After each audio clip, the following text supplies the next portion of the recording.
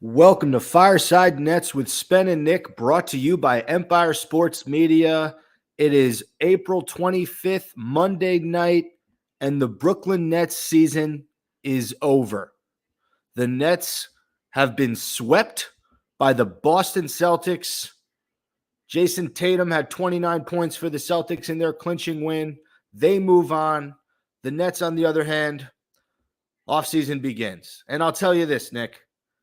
I don't know if Kevin Durant and Kyrie Irving are enough as the top two guys with I guess this year they had the wrong pieces around them, but those two guys were not enough to carry the Nets over the hump of beating a cohesive, very well put together by Brad Stevens Boston Celtics team. I know I'm speaking like a robot right now. Obviously, I have emotions, but I got to say all this stuff because we have to rationalize what just happened. This Nets team was not built to beat the Celtics team at the end of the day. I think we can all understand that. I'll digress. What do you think about this loss and the sweep in general? We probably could have won if we had Ben Simmons. Okay. We were missing size. We were missing distribution. We were missing defense. So, yeah, this team wasn't built to beat the Boston Celtics. That's why we have another all-star, borderline superstar in our team. But he's a fucking loser. So every single person in America who was like on the fence about Ben Simmons, who was really trying to give him the benefit of the doubt, who was like, oh, you know what? Maybe this is like something serious. Maybe his back does hurt. Everyone turned on him after he refused to make his debut in Game 4. He looks fine in warmups. He's been going to every game. Not only does he not play in Game 4, he doesn't show up to Game 4 to be on the bench. Yeah, but hold on. Time out. I get the anger and frustration with Ben Simmons. Totally agree with you on that. For me personally, I pretended he has not existed on this basketball team because he hasn't played a second with the Nets. But they told us he was going to come back in February, March, and April, Game 3, then Game 4. I know, but how could you depend on a guy who you haven't seen play basketball in a year? Yes, but that's what you're saying. You're saying we kind of depended on it. That's your point. All we're going to remember from these 2022 playoffs are that Ben Simmons refused to play all season and be a factor on this team, and that Blake Griffin was the only shining light in all 4 games of this NBA playoff series against the Boston Celtics that we lost. Okay, fine. Simmons deserves some blame. I get it.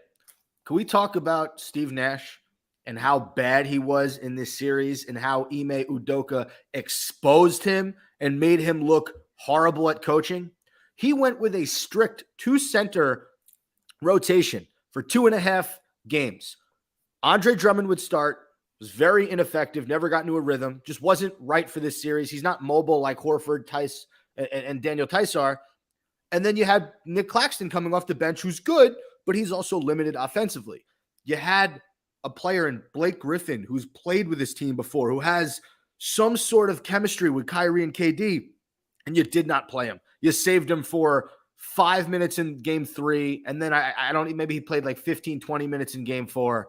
You had him at the end, but you made no adjustments this entire series. The Celtics defended Kevin Durant for 3 games very well. Kyrie Irving was a non-factor from games 2 to 4, and he deserves some blame too because he was bad after Game 1. Everyone was bad except for Blake Griffin. That's what I'm saying. And Seth Curry this game. But I can't even listen. As much as Seth Curry is an amazing shooter, the most efficient shooter on the team, has an unbelievable stroke and stepped up. I think he had 23 in this game. Dude, he is such a defensive liability. And I don't know if that's because of his ankle soreness, his height, a combination. He is a step slow. Dude, the most frustrating thing about this game wasn't even that our offense was that bad. It was that throughout the series, I was never confident that we can get a stop, ever. When Jalen drives, when Tatum drives, when Marcus Smart drives, when Derek White drives, they're not only either getting fouled, getting a second chance opportunity, or having a wide open layup. With fucking 25 seconds left in this game, when we were down 1 point, Jaylen Brown lost the ball near the baseline. Then as soon as he lost the ball, Durant just stopped playing defense. And he just had a wide open layup to go up 3 with 25 seconds left. There's so many fingers to be pointed. Yes, I don't think Nash made any productive adjustments. I don't think our bench players stepped up. I don't think we had any defensive cohesiveness throughout the entire series. But like, It's everything, dude. It's almost like we need to hit a full reset button. Besides Kyrie, KD, and Simmons, I don't even know what like Bruce Brown, I guess, played pretty well in the playoffs. Like, what else is there to look forward to? Nick Claxton has never even sniffed a free throw before. Shoots 58% and then shoots 15%. And like everything was bad. Everything. First of all, I know you didn't want to do this. I appreciate you coming on and venting out your frustrations. Doesn't this feel slightly good to do? No, it doesn't. I want to go eat like a disgusting sandwich and then like watch How I Met Your Mother and pretend that life's beautiful. I told myself I wouldn't drink tonight, but this Bud Light is for what could have been. This is for the Brooklyn Nets team that we deserve, not the one we got. This is for you guys. I took a shot of Jaeger, actually, and it was disgusting. Jaeger's not bad. I like Jaeger. It's fine if it's cold. Yeah, I want to go through the box score quick. So whenever you want me to do it? I got it pulled up. Sure. I mean, I could tell you everything that happened in this stupid game.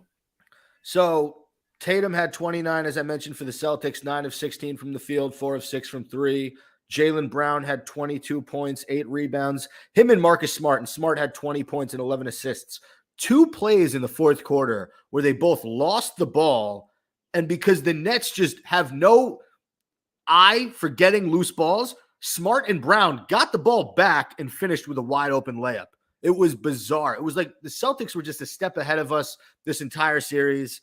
Going to the Nets side, you had Grant Williams with 14 points off the bench. He hit 4 threes in this one.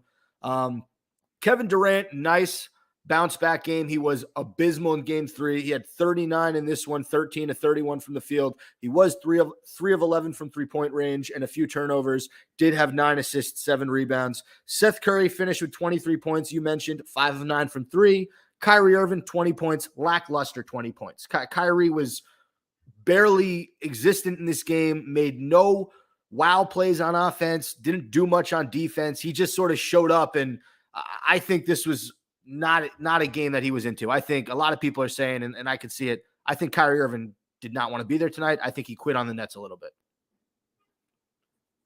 I actually don't see that. I wasn't getting that vibe. Do I think he was off? Yes. Do I think his defense was bad and his offense was bad? Yes. But he was trying to create for himself. I didn't see like a lack of heart. I mean, I would say I saw a lack of heart and determination from the entire team. Was that honestly, I saw that more in KD. KD did not hustle back on one defensive play. I saw it with like 20, 30 seconds left when they had those 2 fast breaks, one with Marcus Smart where he got fouled, and then at the end there that we were able to get that foul with like 8 seconds left before they scored. Kevin Durant wasn't even running back after he missed a 3. So, like, I wouldn't single-handedly point out Kyrie. No, I disagree with that. Okay. I could point to a few plays in the series. He had 2 take fouls, I think, in back-to-back games where the Celtics were in the bonus. A true superstar shouldn't do things like that. In this game, there was a moment. Bonehead moves. I don't think he's trying to fuck the team over. In this game, there were a lot of moments where he helped on defense. He left his guy wide open. I don't know. I didn't think he had it tonight. We all know what Kyrie Irving's capable of. His over-under for the series is like 27, 28 points a game. He had 20 in this one, and he had a few measly buckets in the fourth quarter that didn't really matter. So it's more so, too, that like not one person on our team besides Blake Griffin even remotely attempts to take a charge. There's plays where listen, I think Jason Tatum and Jaylen Brown, both phenomenal. I think Jaylen Brown, to me, is just like the perfect player and teammate. Jason Tatum's obviously just an unbelievable offensive juggernaut and impressed me on defense guarding Durant. Very disciplined. But like they drive out of control a lot. They're 2 young guys. They're 2 super athletic guys. They're dunkers. They jump off the ground 5 feet before they're even close to the hoop. And Seth Curry, I know he's a little bit hurt. He never steps in front. Kyrie never steps in front. Bruce Brown, for being a lockdown defender, does not sacrifice his body. Neither does Dragic. I think I saw one time, I might have been Dragic try to take a charge. There's a bad attempt. He might have been the only other one besides Blake Griffin that is just like body to the floor, banging with these guys, putting himself out there. I hate Marcus Smart, but he does that every time. All right. So I'm going to say one of 2 things. You're absolutely right. The Nets don't do the little things. The Nets have these big wow moments on offense. Kevin Durant pull-up 3, Kevin Durant mid-range. And then you see the next play, the Celtics are pushing the ball, and Jaylen Brown's getting a wide-open jumper in the lane, plus the foul. Or Marcus Smart's driving to the basket, Tatum's hitting a 3. It wasn't even like they answered every punch we had. They would punch us back and give us like 4 more punches. We we don't do the little things. And I'll say this, you talk about our defensive inefficiencies. We don't have a true wing on this team. All our guards are 6 foot to 6'4" combo guards. And then you have Kevin Durant, and then you have 4 centers. And I'm sorry, but Kessler Edwards was never going to be a factor in this series. He just wasn't. He's a rookie. He's a second-round pick, was not ready for this series. So what I'm trying to say is, look at the Celtics. Marcus Smart is 6'4". He's their point guard. Jaylen Brown, 6'6", 6'7".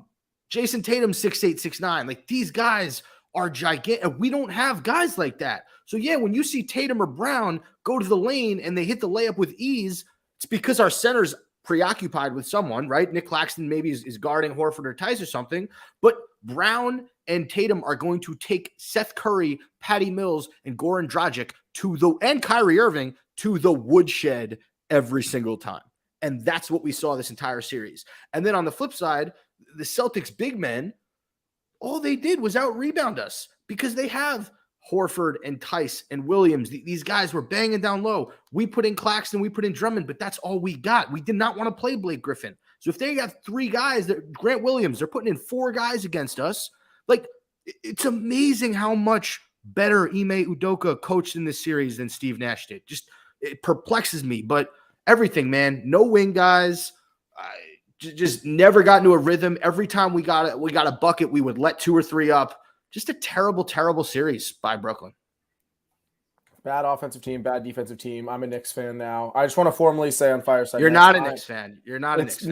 I'm a Knicks fan. It's New York. You know why you don't do that? Because forget about all the expectations, everything. We went farther than this year, and no one is happier with the Nets' demise than Knicks fans. In fact, we gave them something to watch in the playoffs because every Knicks fan was glued to every Nets game, hoping they'd lose.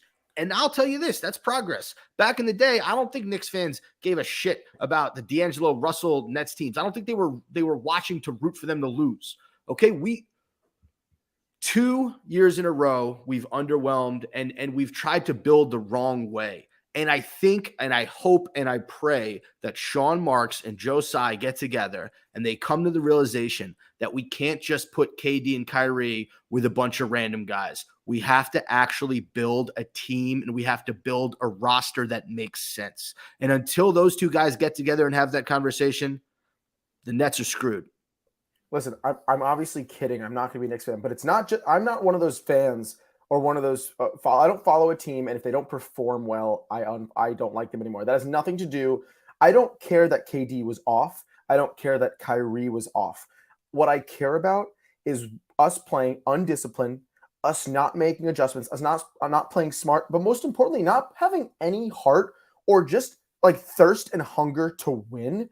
Not getting emotional, not pushing each other, not yelling at each other. That's the one thing. I hate the Celtics more than like pretty much any other sports franchise in the world. I hate the Celtics. Okay. The only like organization you could say I hate more than the Celtics is like the Nazis. It goes Nazis, then Celtics. Okay. So for me to say that the Celtics were just so much better than us in every aspect of basketball, but most importantly, when it comes to just being a team and hyping each other up and believing in each other and sitting each other down. There's a play where Marcus Smart calmed Tice down for a second. Grant Williams is nobody out of Tennessee. He's an average player, hitting every 3 because his team gives him the confidence and creates open shots for him to hit those.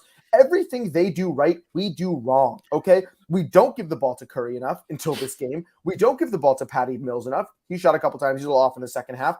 They're creating the Celtics. They are so selfless. Everyone makes the second pass, and all I see is KD shooting with 3 people on him, Kyrie shooting with 2 people on him. It's just not smart basketball. It's not team-first basketball, and you're never going to win like that. So as much as I hate the Celtics, and I'll talk shit about the Celtics, I will be so upset if the Celtics win the finals this year. I want any other team but the Celtics. I have to tip my cap, and I have to respect they did everything that a basketball team should do, both skill-wise, chemistry-wise, attitude-wise. It was just good, and that's what made it even more frustrating to lose to them. It was just smart, well-disciplined basketball, and we were so far the opposite from that, and it was obvious. So let's have a conversation, right? We're having a conversation right now. I'm going to get into more of the psychology of it, but what are you, a psychologist? Almost was, actually. I was going to minor in that, but then I minored in Judaic studies at UMass Amherst, where I befriended a bunch of butt-faced Celtics fans. Yeah, I just called you guys butt-faced. Deal with it, city of Boston. I'll tell you this. This is kind of a two-part question. Part one, do you think the Nets have a bad culture? Absolutely. Why? I think that KD's been calling the shots. He wants to keep Nash around. Nash does not know how to. Everyone always goes, there's two parts to coaching, right? There's like schemes, adjustments, and actual basketball, and then there's handling superstars. Has he done either of those, Steve Nash? No, he hasn't. Has KD, Kyrie, have they came out and said to the team and huddled the team together and told, brought those young guys, hyped them up, told them everything was going to be okay? I don't see leadership from KD or Kyrie. I see KD. I see it more from KD. I see it more from KD. A little bit. But look at the Celtics team again. And that's what Ime Udoka said when they came back from the All-Star break. And he said what credited their turnaround was that RJ Barrett buzzer beater at MSG that I was actually at that game where the Knicks beat them. And he said, we don't have a vocal leader on this team. And then after the All-Star break, they went on that record-setting, unbelievable, 26-2, 26-4, I don't know, finish to the season. And Marcus Smart became a vocal leader. Jason Tatum became a vocal leader. And all these guys stepped up because their team needed them to. We haven't had that. And you can just tell on the court, man, even KD misses, sure, you could say KD's somewhat of a leader. Even when he misses, he is a leader. His body language is terrible. He didn't have the best series. And again, I don't care if he doesn't shoot well. Of course, I wanted to shoot well, but I'll never fault a player for being off. We got off topic, so I understand. Yes, the culture is bad.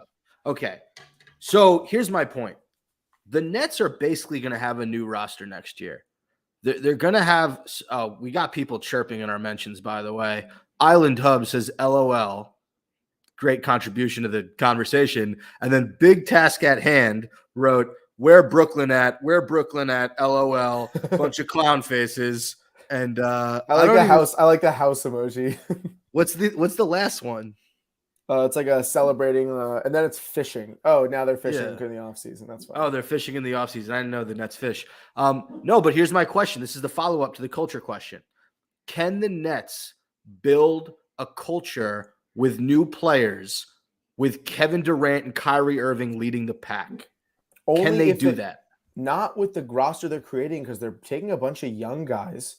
Okay, you're not going to build a culture bringing Cam Thomas, Kessler Edwards, David Duke, and a bunch of these young guys onto the team and expecting them to help shape the culture. What you need to do is what the Miami Heat do, right? Udonis Haslem on there. You need to do what the Suns do. PJ Tucker, Jay Crowder, Chris Paul. All these old veteran guys who are role players who not only bring something to the court, minus Udonis Haslem, he's just a weird, on the roster, still not going to play coach type guy. But all these other guys not only bring an important role to the team, but then they just fucking create and they calm the young guys down. And even a veteran that can calm KD down, even someone that could take Kyrie aside. So the culture starts from age, it starts from experience, it starts from just a better attitude all around. And I like LaMarcus Aldridge. I like Blake Griffin's attitude. I don't think Blake Griffin's attitude was positively affected by him not getting playing time. So I think that was an issue, but you can just see what he brings when he comes on. He is a true professional, Blake Griffin. He is the definition of a guy who's willing to do anything for his team despite his role. What a 0-point performance from him tonight. And I'm not being facetious. How much blame do you put on one James Harden for this Nets season and everything that he did to them?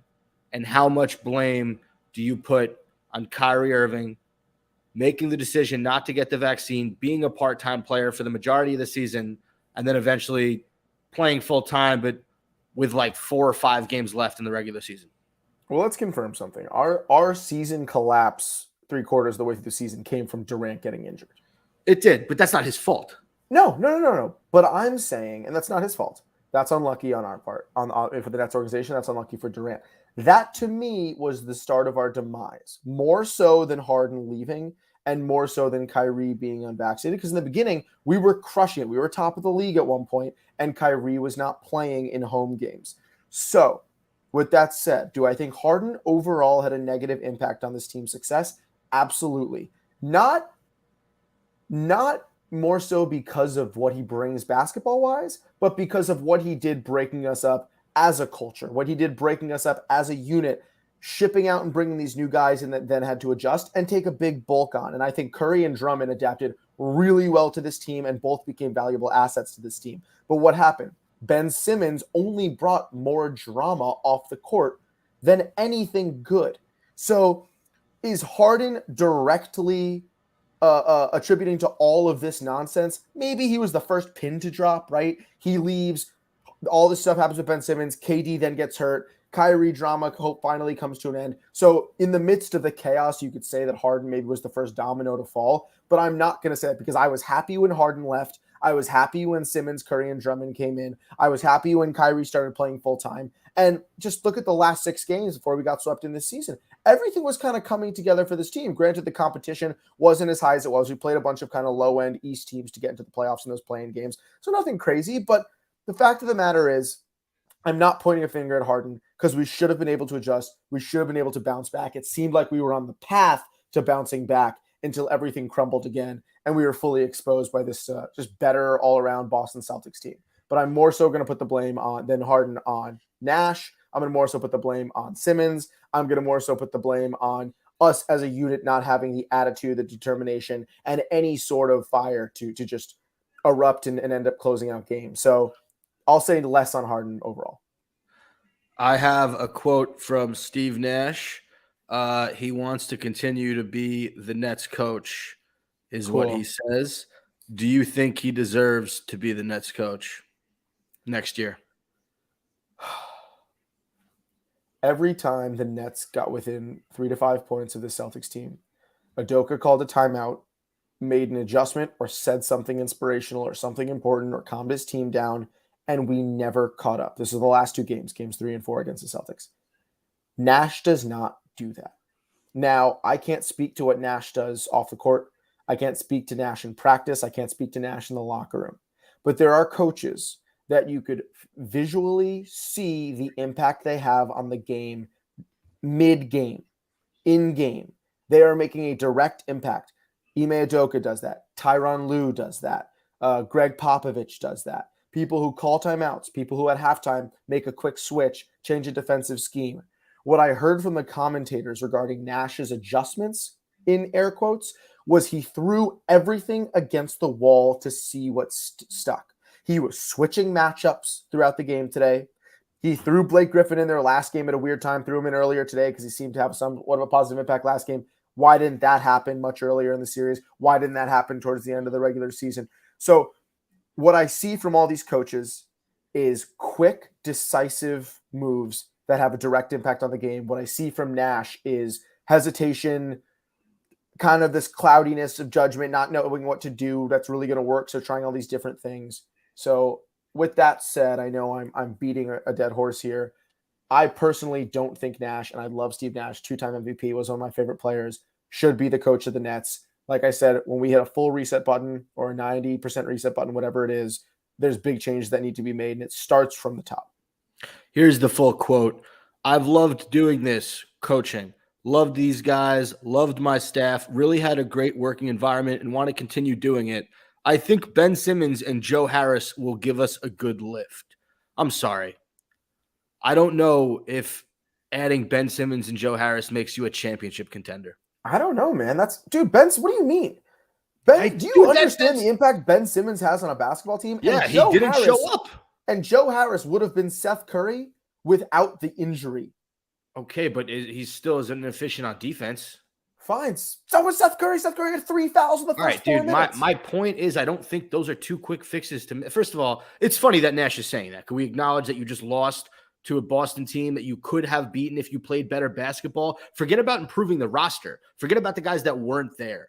That Nets team that we saw, if they played better basketball, they were in every single game.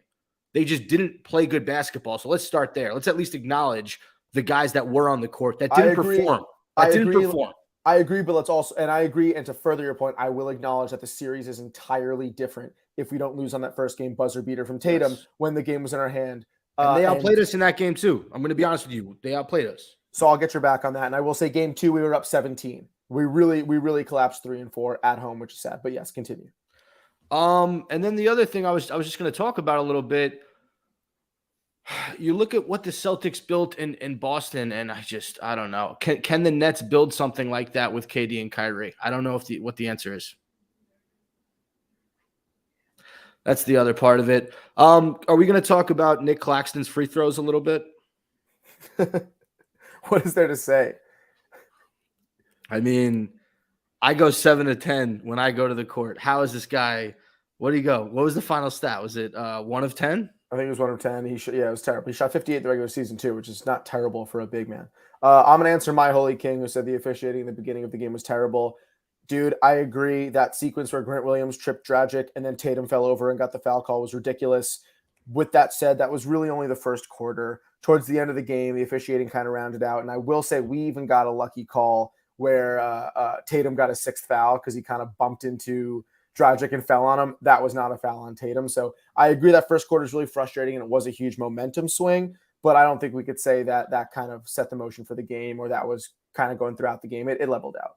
Let me also just say in regards to like my feel, because I know you were emotional after this game. I've been dead inside since the game 2 loss. I thought after that buzzer beater win by Tatum in game 1, I thought the Nets would at least make a statement in game 2 on the road, and they were in that game. They lost it. I've been a corpse since then. What the Celtics did in games 3 and 4 is they took my corpse out of the ground, peed on it, shit on it, and put it back. And that's what I am now. That's disgusting.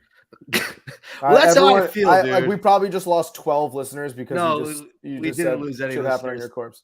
They shit on my corpse, dude. They fucking pooped on my heart. Okay, you ever hear the movie? Because you crapped on my heart. That's what the Brooklyn Nets did. I agree. And James O, you can't build anything around Kyrie. He's most unreliable player. Funny enough, Ben Simmons is challenging for that crown. I agree. Kyrie, and you could even argue Ben Simmons are like 2 of the most dramatic and controversial players in the league, just based on the past year alone with the decisions they've made. Obviously, completely different ballparks. Kyrie with a vaccination issue, Ben Simmons going through some mental challenges, and then some physical challenges supposedly as well. But yeah, it sucks having to defend 2 incredible players who have an unbelievable impact on the court. Really sucks having to defend them for all the stupid shit they do off the court. I agree. Luckily, I don't think KD is in that dramatic of a ballpark. He's kind of the thing that keeps us together. But yeah, it's frustrating. All right, Nick, we can wrap it up. I think you and I vented enough. If anybody, before we wrap up, wants to ask us any questions, make any comments they want us to talk about, we'll stay on for another minute or 2. But I'm honestly pretty depressed because this is just a really shitty way to go out, especially when we're in those first 2 games. I went to game 3 at Barclays. Was not a fun game to go to. It was kind of exciting in the first 3 quarters, similar to tonight where we just kept getting so close. Celtics would make an adjustment and creep away again. But it's been tough. And that's all I'm going to say. I want to add a few things. So this is going to sound stupid, but it's genuine. Sometimes being a fan sucks. Actually, most times being a fan sucks. Because 1 out of every 32 teams is going to win each year. And most of the times, that's not your team. And to have a real chance at a championship for 2 years and not even get close. I can't tell you how much me and Nick to take a step back and to take a step in the wrong direction. I can't tell you how much me and Nick love this Nets team. Since we were little kids going to games at the Meadowlands, watching Jason Kidd, Richard Jefferson, watching these guys, it gave us pride to be a New Jersey Nets fan. And eventually when they moved to Brooklyn, we had this tough choice to make. And as I've mentioned on this podcast, we chose to stay with the Nets. We didn't switch over to the Knicks like half the Nets fans did. We stayed true to this team because we were true fans. And 10 years ago when they got Pierce and Garnett and we thought, maybe they got something, we were really wrong. And that set us back years. We were bad after that for a good 4 or 5 years. And now, since we've gotten KD and Kyrie, a lot of people just expected us to get a championship. But I think guys like me and you who watch basketball, we know that's not how it works. So my whole point with this is it sometimes sucks because you love this thing so much that we've been rooting for 20 plus years. And we thought this was the time where they're finally going to make us, satisfied at the end of the season. And lo and behold, a first-round exit, not just a first-round exit, a sweep to the most unlikable franchise in sports, the Boston Celtics. I actually agree with my Holy King. We could have used James Johnson over Kessler Edwards in this series. Don't. I got in a fight on Twitter about that. I don't want to talk about that. And I liked Big Task at Hand's joke. Big Task at Hand has been chirping us the whole time, but he's been killing it. Someone said Kyrie said the Earth is flat, and Big Task at Hand said no. I think he meant to say the Nets are flat, which I guess you could have kept James Johnson, but I don't think that we were a James Johnson away from winning this series. Can we be real there?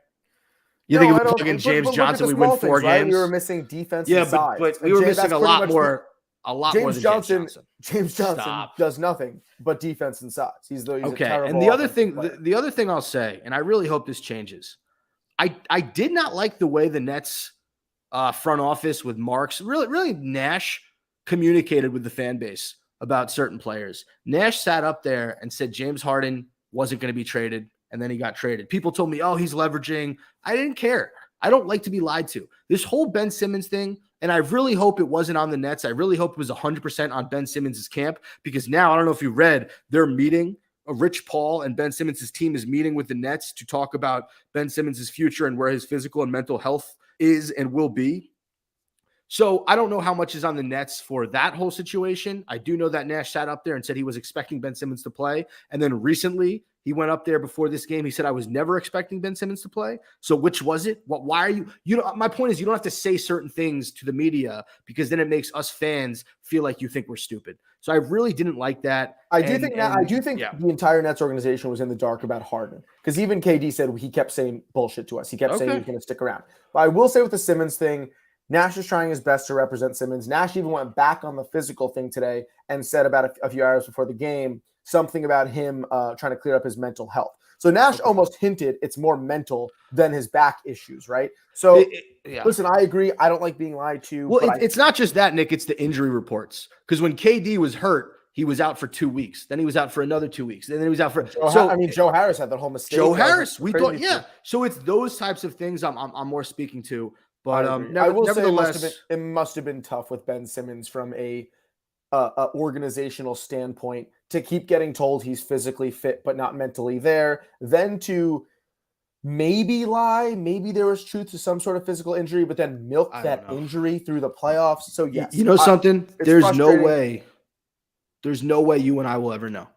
We just won't. We'll know what the reports say. The world will never know. This is our last episode of the season. We are going to take a week off next week. Nick, that's right. I'm giving you a week vacation. Use it wisely. You deserved it. Actually, I'll go to a concert on Monday, so I wouldn't have been able to go anyway. But cool. And again, I know I said this earlier, to all our listeners out there, to everybody who rides with us weekly on every episode, who listen to maybe one episode a month, we freaking appreciate you so much. And I'll tell you why. We got a shout out on the Boomer and Geo radio show on WFAN. They were shouting out the top 10 Nets podcasts. They were reading a list. I think they were being facetious and making fun of us. At the end of the day, Fireside Nets is on that list. I'm not going to say where we are, because we're not number 1 and we should be higher than number 6. So I guess I did just say where we are. But if you listen to our podcast, send it to a friend, have other Nets fans listen to it, because we love doing this and we just love making content for you guys. And it also helps with our frustrations, because if I didn't come on this show and record with Nick tonight, I might have did something dangerous outside. I don't know. I can't tell you where I could have been. All right, relax. No, we appreciate you guys. I more meant like Will Ferrell, like running around naked in Old School, than anything actually dangerous. Keep commenting, keep tagging us and shit. We obviously respond as much as we can. James O, I understand it's difficult when the best players on the team don't think they need a coach. Honestly, I felt I could have coached better tonight than Nash did. There were some adjustments I wanted to make. So anyway, thank you guys for listening. We'll keep doing our thing. And I wasn't actually going to do something dangerous. We're all in agreement. You don't have to keep dwelling on it. I don't understand what you made me feel like a psycho there. No, you just keep talking about it, and it's making it worse. Okay, nobody thinks you're gonna. I was talking about danger, Russ Wilson. I also want to thank Spen for not looking like a disheveled piece of trash tonight. You look pretty well kept. All right. Peace, everyone. One more, guys. One more for the season. Together. 3, 2, catch you on the fireside. That was the perfect harmony.